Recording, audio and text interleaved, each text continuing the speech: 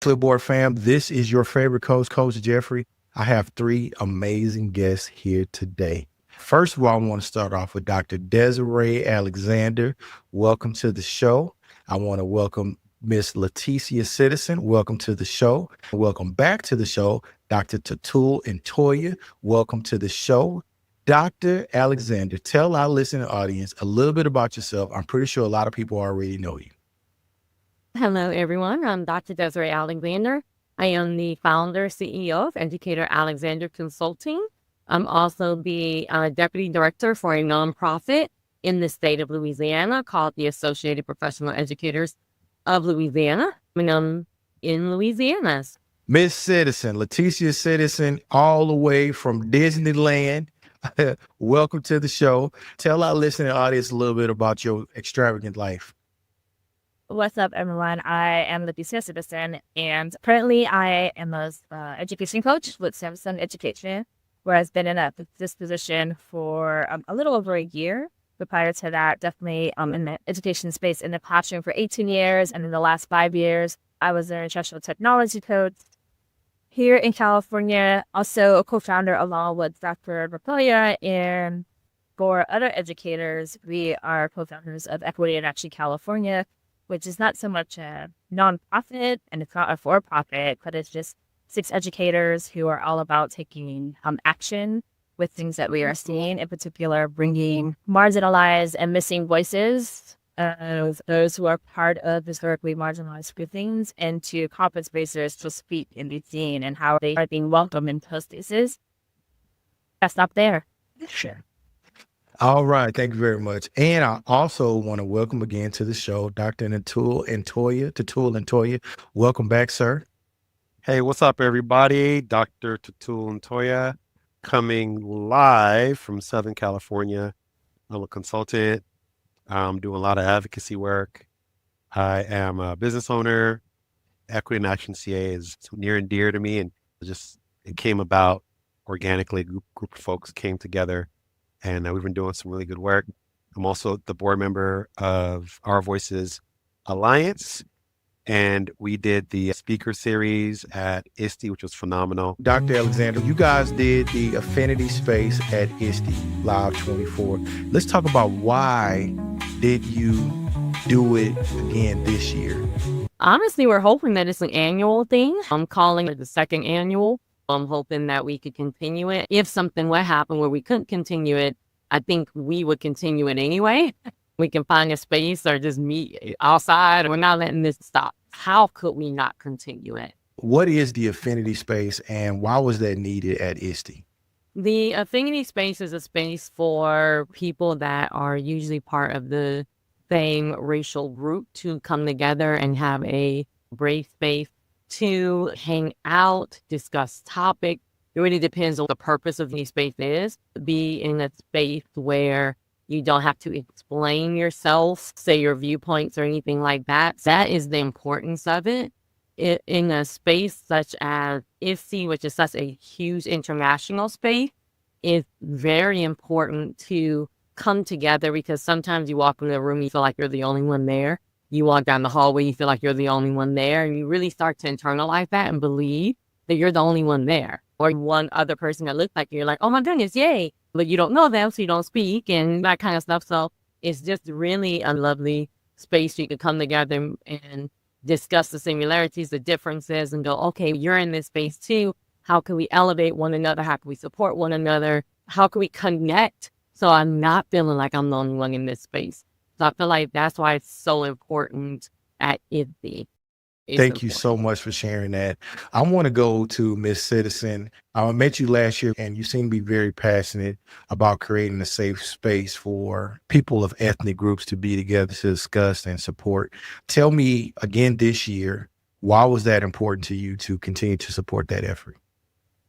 Just to echo what Dr. Alexander was saying, we've just going to put it out there. We've claimed this victory and that it's going to continue to happen. One of our goals, I would even say, is to bring it to other conference spaces, right? We need affinity spaces, and that it allows for us to have these series of open conversations about things happening authentically and realistically in our lives We just have those in brave spaces where we can show up with all the feelings we're experiencing, share challenges, brainstorm together, laugh, hide, celebrate, and sometimes just hold space, not even to have solutions, but know that we are seen, that we are heard, and that possibly someone else is going to have a very similar experience, if not exactly to the T, but just some aspect of it, right? And so one thing that I love when we have these affinity spaces, especially when it is based on our racial identifiers, is to know, even if I identify this way, and even if I am sharing my experience, we are such pluralistic human beings, right? Just because I identify this way and you identify a similar way, doesn't mean that we have the exact same experience. There is beauty and diversity just within those single groups, so that we can still celebrate how diverse we are within that identifier, and also to know others are experiencing it too. Celebrating one's identity in education. Why do you support that in education? It's not celebrated. We are in heavily white dominated spaces, whether explicitly or implicitly told we're not good enough or we're treated that way. We're not looked at as an expert. What Toutoule, you and I have talked about, we're given the kids that are labeled as being problematic, and that seems to be our only wheelhouse throughout education and conference spaces like ISTE. We are not celebrated. We are not looked at as problem solvers and being creative, and yet we are inventors, we are makers, we live life and have so much to share. The first year we did this, we did the debate. It was going to be the three of us and maybe 5 people. Yeah. I remember I walked in early to greet people. It was already packed. I had chills, tears. I was like, you need to get it together. Desiree was finishing up the session, and then Toutoule was supposed to be on his way. That I'm calling him like, yo, where are you? You are late. You need to get here now. I'm texting Desiree like, as soon as you finish, you got to get here fast. And even to watch their reaction when they walked in, there's just something about it. And I will say there's something about being able to celebrate and do all those things, because it's not normal for us in the spaces that we occupy. It is such an exception. It never happens. And so, but this is why it's important to do that. You've been on the Underground Railroad for years. Even when I was just starting out, you guys were always making space.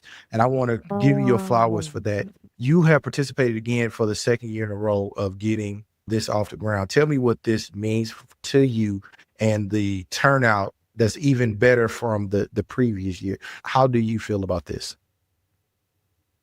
Yeah, thanks a lot for that, Doc. And I have to apologize. My internet is acting up. My wife and kids are home and everyone's on their devices. So my internet is rebelling a little bit. So apologize for that. It was like Leticia was saying, when we did it last year, we came together and we were going to be a handful of people. Let's come together in a circle and we're just going to have a conversation. Let's just talk. So we had, I think, one point we're going to talk about. And to echo Leticia's story, she was calling me. I forgot why I was running late. I couldn't find the room. So I'm walking here, I'm walking there, and I had to, some volunteers finally pointing me in the right direction. And Leticia's calling me. She never called me before session. She's busy getting set up. I picked up the phone. I'm like, yo, is everything good? She goes, where are you? I could sense a little urgency in her voice. I was like, yo, I'm on my way. What's up? She goes, just hurry up and get here. So as soon as I turned the corner, because it was where they put the room last year was like hitting the cut. So I turned the corner and I walked in the room and there was mad black faces. I was like, what? So we had to huddle up, have a quick huddle, and what are we going to do? So we had to put some stuff together and it was amazing. Everyone was very grateful to have the space. There were a lot of people, Franz, Ken, a lot of OGs who came to ISTE for the longest. They said that they've been trying to do this. So we're standing on their shoulders, right? I want to give them their flowers because they've been, those folks ahead of us, banging this drum for a long time. We were able to take what they did and expand it. We did the first one last year and it was a huge success. They gave us a bigger room and we had more success this year. To hear the comments from the participants and the connections that were made. There was a table in front of us and there were some brothers his wife, and there was another individual that I met, Chanel, and they were amazing. I actually connected with them on LinkedIn, and just to be there with all those Black folks, all those educators, their principals, there were district level people, there were doctors, it was just Black excellence everywhere. And it was just great to have the privilege of being able to facilitate that space. I'm from the South, and there are very few people of color in administration in K-12 schools in the state of Texas.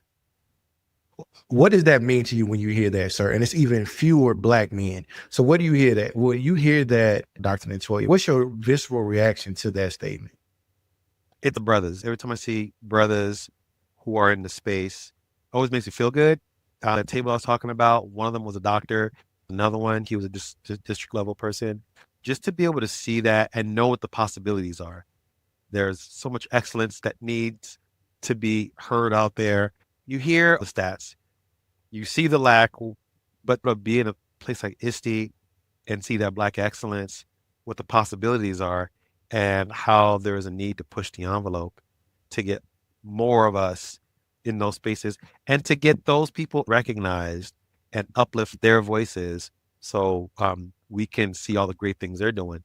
Anyone in that room could have been a featured speaker, could be a keynote speaker, but they're not, for whatever reason, we know what the reason is, but they're not being uplifted. So what can we do as a collective where we can uplift each other and support one another? Guys, there are so many things going through my head right now as we talk about this affinity space. Number one, I was participating in the first one. I missed it. Good problem to have, but I really wanted to come and fellowship with y'all because the last time it seemed like a church session, like a good old, I was just missing the words. It was good. With Dr. Alexander, I want to come back to you about leadership in K-12 organizations. I know that you're in Louisiana, you're in the South as well. What has been your experience with running into people who look like you in K-12 leadership?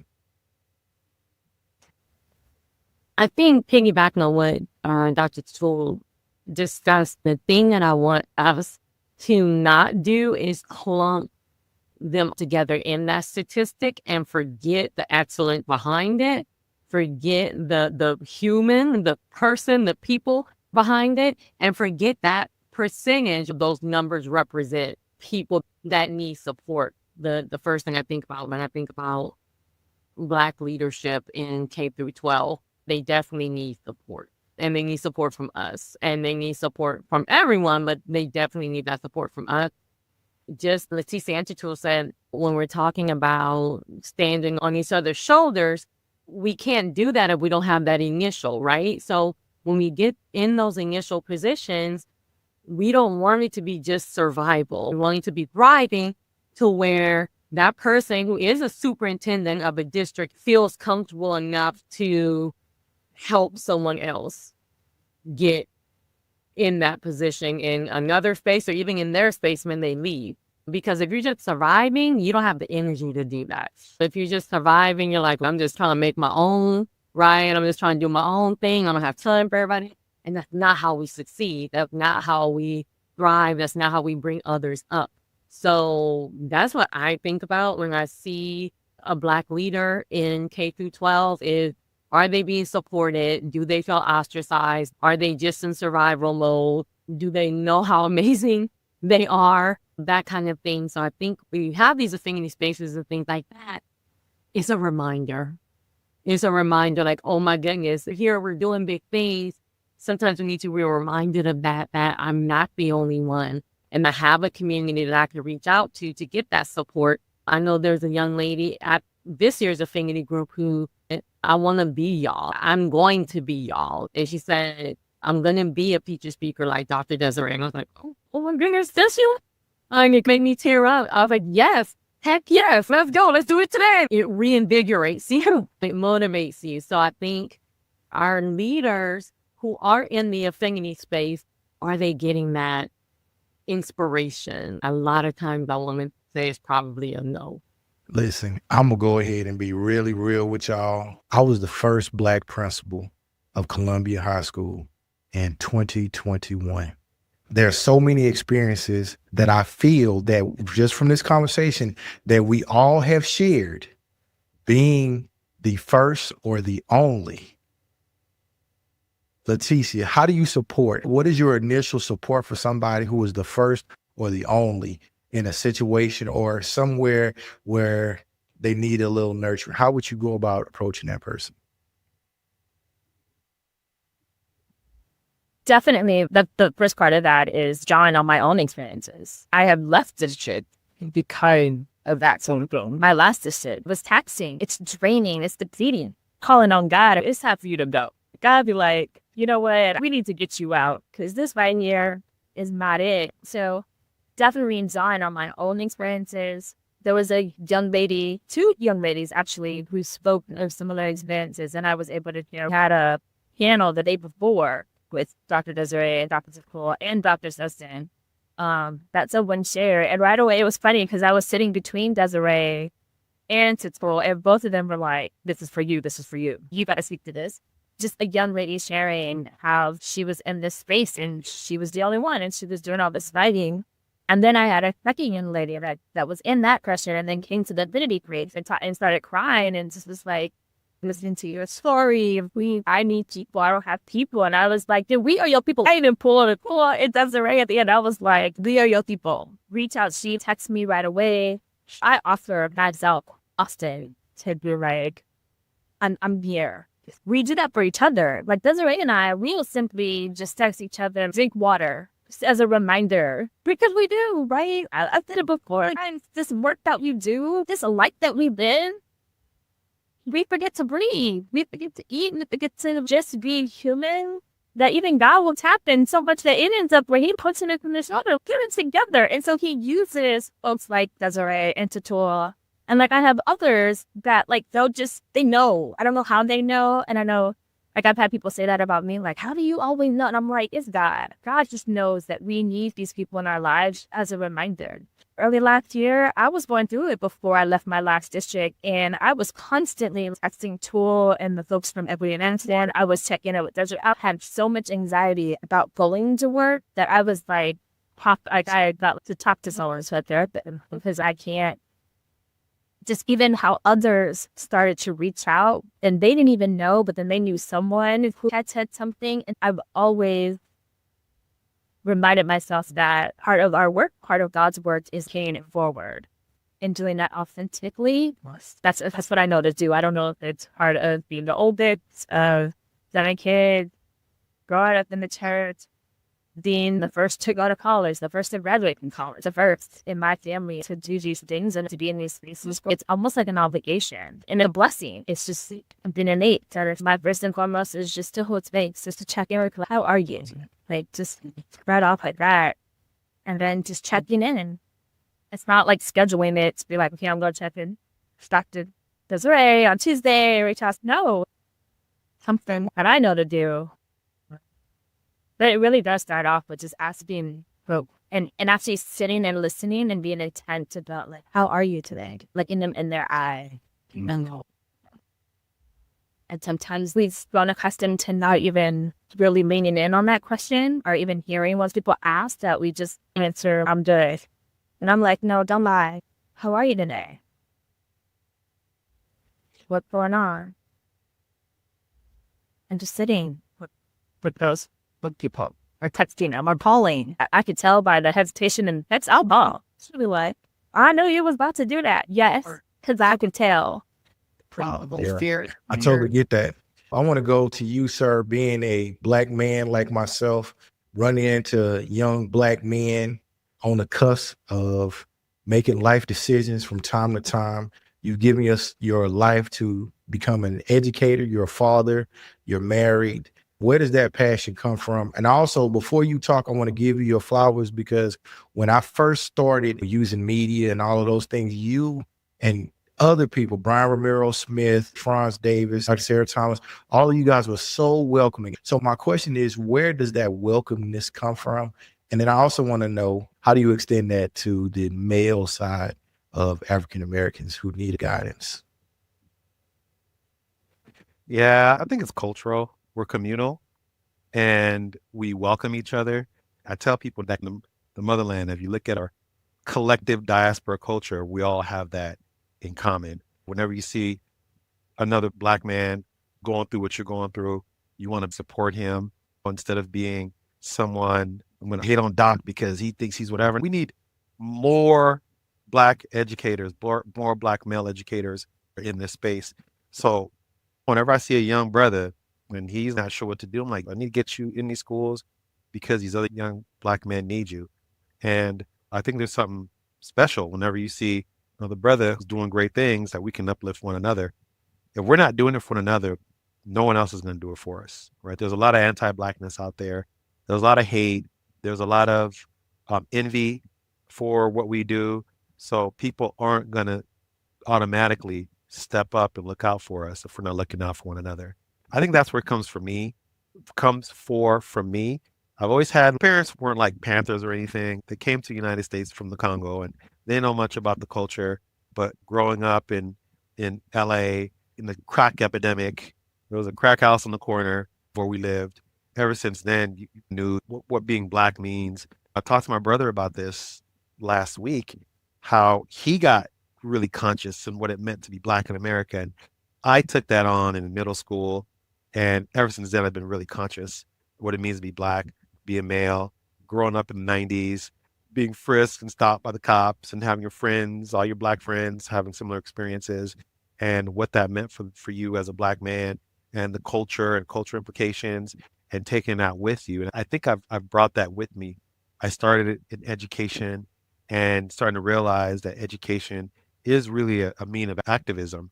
And what does it mean to lift up little Black boys and girls? I think that's what's always been a part of me. And I always tell Leticia, because she's the militant one, can't burn it down. We can't burn it down. But I think all of us have that. And we need that because no one's going to come and save us. No one's going to come save our kids.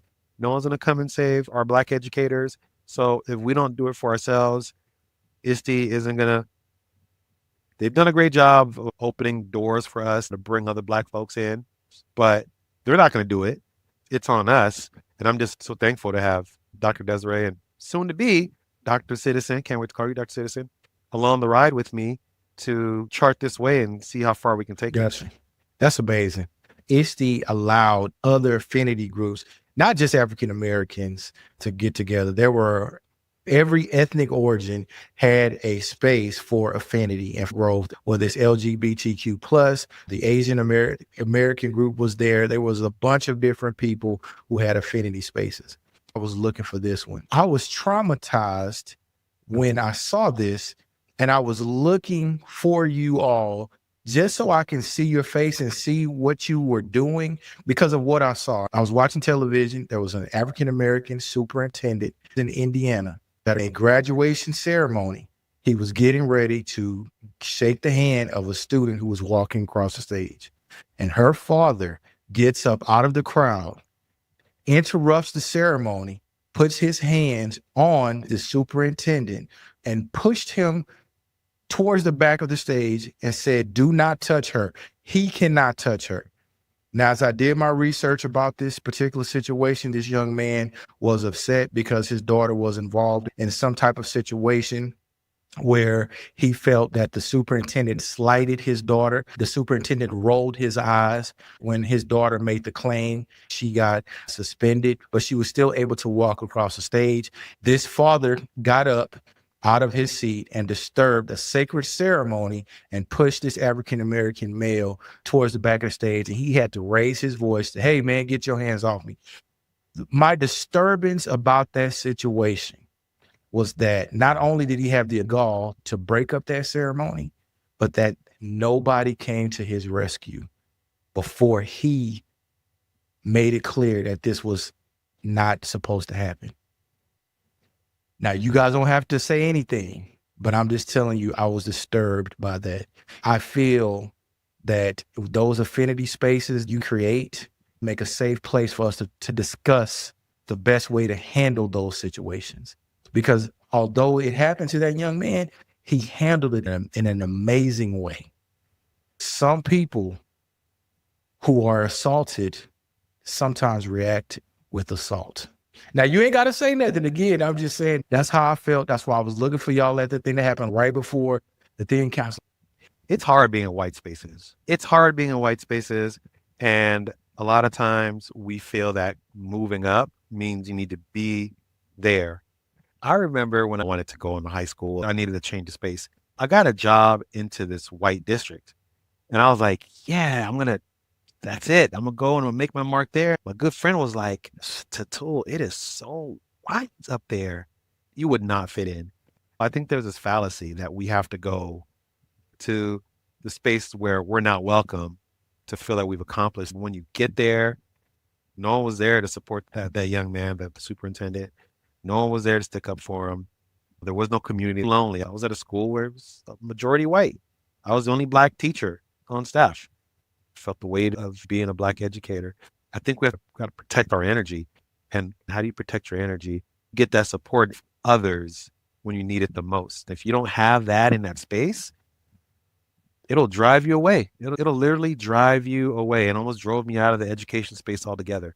And I'm hearing stories after stories of other folks who go through something similar. And Leticia talked about this a little bit. She had her folks, we were there for her when she was going through her situation. If the support wasn't there, what would have been like for you going through that day in and day out? I can say that when the young man put his hands on that guy, I don't have the self-control to react in which he did. I commend him for his self-control, whether it's black, white, green, yellow, or whatever. The ability to maintain poise is something that we always have to do. We always have to maintain poise because of the stigmas and stereotypes where a facial expression will cause you to lose your job. I have been in those situations. And I sometimes want to be with people who understand that. I've had some great white people who have furthered my career. Scott Moody, I go through the list of the good white folks that can help me out. But I'm just saying, to experience that and understand where I've been, then to see that people still have jobs after I've been where I've been, that gives me hope to be poised in those situations. Let's not disregard the fact that even before we get to the poise, we have no choice, right? We have to maintain faith. The initial shock that we have, I feel like that's all. It don't matter how many times it happens, but the rate that it's happening, every time it happens, there is that initial shock. It's almost like an out-of-body experience. We like, get nice. Ever since 2020, people are like, we're in 2020. It's 2024. We're still here. Baby, it don't matter what year it is. Like, it's still rooted in white supremacy. There are systems in place that have maintained this for centuries. That shock feels like an eternity. I feel like that shock is God's way of getting us to prepare to be okay and how we get through it. Everybody always tells me, watch your face, fix your face. Watch the tone. We're already going through the checklist of how to watch the tone, how to respond. And even when you do all those things, they still find some way to come at you that I'm like, I gotta defend myself. Are we not gonna have a conversation about what started? Am I not gonna be commended on how I didn't hurt him? There's the work that still comes out of it, but I feel like that initial shock is always still there. We could unpack that too. That becomes a whole another thing to unpack. We could say how many times just us individually have gone to things like that, how many times collectively we've gone to that, and it's still, it did not just happen that we ourselves are going through. Then it's almost okay, but to make sure that I remain a human in this while others are acting this whole kind of. So, Doc, what? I think it's important, if I can piggyback on that Leticia said the right word of unpacking, because the knapsack is heavy. The checklist is heavy. All of this stuff that we have to hold. When people say, I'm not going to experience what it is to be a Black woman unless I'm a Black woman. Same thing for all other races, all other sexual orientations, or all other everything. And it's true because we don't know what's in the knapsack unless we have the knapsacks. And somebody put their hands on me, put a gun in my face. You don't know until it happens. It depends on the day, the time, how I feel, what happened before that, if I'm happy or sad, what I watched on TV last night. It depends on a lot of stuff, how I react. That initial shock is going to be there. But then I feel like it's a different checklist that starts happening in your mind when you start realizing, oh, that was a racial statement, or that was not okay. Because then you're like, okay, do I want to lose my job? Do I want to be on the news? Do I want to be on TikTok? Am I going to represent my entire race with what I say next? Not just me. I'm going to represent all Black people, all Black women, all this, all people from the South, because I can't just speak for myself. And I've never known that freedom. I feel like it has to be a really awesome feeling to just be able to speak for yourself. And I have to be so freeing to say, Desiree's just going to wild out, and I'm just representing Desiree. Like, I've never had that freedom, and it must be really nice. Everyone should have the freedom, right? We don't get rid of the knapsack. The knapsack does not come off. We can unpack it, have someone lift it up to take some of the weight off, but we cannot take it off. I was talking to a friend of mine, and we were talking about minority. She's part of the LGBTQIA plus community. I'm Black. I was trying to come up with a way to say it's a difference because I can't fake it even if I wanted to, right? I can't. And she came up with an invisible minority. And I was like, oh, I like that. So we started saying that in our conversations with each other. She's very proud. I don't think she would ever deny who she was, but she can't. If we were all getting pushed on trains, she could. I cannot. And that's a huge difference. When you talk about the guy, how he responded and all that, there's a lot in that response. Some people, I heard, shut up. You don't know how you're going to respond. That's probably why you're not superintendent now. You got to have some cool, and you have to be extra. You can't be mediocre. Let's just be real. Like, you can't be like everybody. You can't. You got to be stellar. You don't know unless you're in that actual situation. And he knew this man. All that plays into it, right? He has seen this guy before. He knew this wasn't like a stranger coming. We can't say how we're going to respond. But I agree with you that I do applaud his response, whatever it was, because it was off camera, but we know a little bit of what it was. So that's what I think. I commend that young man. I commend him. I commend him so greatly because it's something about, like, if my wife and kids was there, I know that I already show off. Lord have mercy. Go ahead. I was going to add too, the other layer of that, which is rarely seen and is really kept in-house, is then our reaction to everything that did happen to us, right? After we have sat down, after we've sat with it, like, that's another moment that contributes to that knapsack, that contributes to how our soul plays into it. I don't know how many times I will keep myself composed, and then when I get home, when I get to my husband, when I'm texting, then the tear just comes out, right? And I always tell people, you got to lean into that, because if we keep it in, we just make ourselves sick, right? It is such an attack on our soul and who we are as outsiders watching it all play out. You're expressing how you felt about it, but it's even the part after that doesn't get seen, or is kept in the family, or you do it alone. If you don't, then it is going to come out the next time. That person who even thought about trying to do something, it might not end well for them, but then it leads to all these other things. So that's another. I love that. And see, that's why the affinity space was so much needed, because the conversation we just had would have been talked about, or you could have connected with somebody at that place. You could go to Desiree. What do you think I should have? How do you think I should have handled myself? She broke it down to the cork level, the perspectives on how we need to be and how we have to react in our profession that we love. That's exactly what we need. And that's, again, I hate I missed it, but I'm so glad to see the progenitors of it and be going. Now, I guess it's a good time. We try to keep it to about 30 minutes, but this was a good conversation. Hey, Dr. Desiree Alexander, thanks for coming on the show. Where can our listening audience find you at, and what do you have in the works that we can promote for you? And you can always find everything about everything that I'm doing at educatoralexander.com. So if you go there, you can find my book. You can subscribe to my YouTube channel, my newsletter, follow me on all the social media. So it's a one-stop shop for everything that I'm doing. What do I have coming up? World domination. I got you. All right, Leticia, what about you? Where can our listening audience find you at, and what do you have that you can promote? So I'm on the social at City Coach, mostly Twitter and Instagram. Then there's things that you can, for me right now, there's no promotion. I'm in a doctorate program, getting my PhD. So I'm working on that.